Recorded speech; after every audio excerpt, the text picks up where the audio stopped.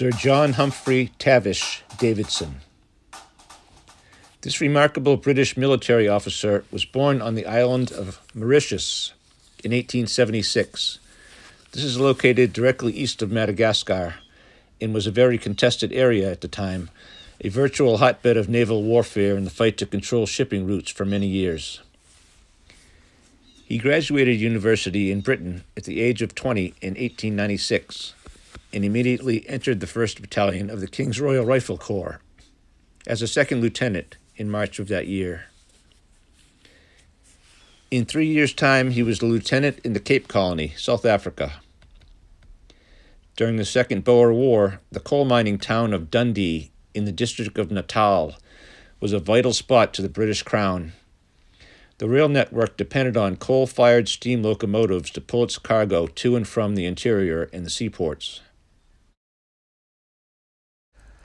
In a rough sense, the Boers were the descendants of Dutch settlers, arriving in Southeast Africa in the mid-1600s.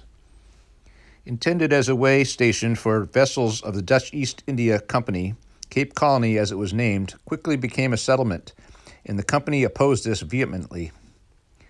The heavily armed Boer commandos facing the British now, almost 300 years later, in 1899, were the successful heirs of those plantations and farms, with a lot of history to fight for.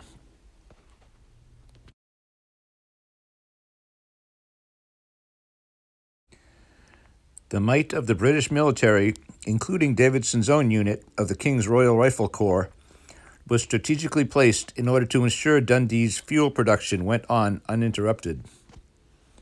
On the 19th of October, 1899, in the evening, a two-pronged force totaling 8,000 men of the opposing Boer-led South African Independent Republic had begun to make their way toward Dundee and its buried black prize.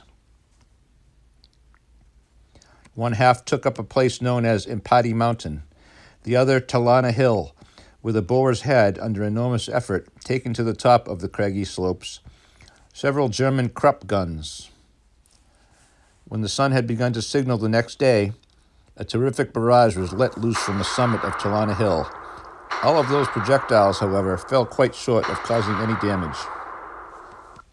Now the British, leaving some troops behind to defend the town, rolled up their 69th and 16th field batteries and heartily returned the salute.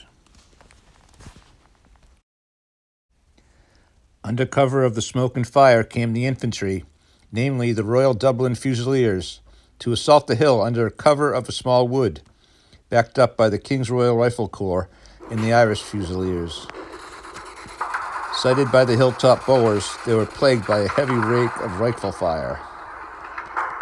Soon the British artillery began to soften the top of the hill, scoring many direct hits on the opposing gun emplacements. As Davidson's Rifle Corps made their way up the slope, flanked by the Irish and Dublin units, they were most unfortunately and accidentally hit by their own field guns from below, causing many casualties. The eventual Boer retreat on horseback was not challenged by the British field batteries, now stunned and fearful of causing further casualties among their own ranks.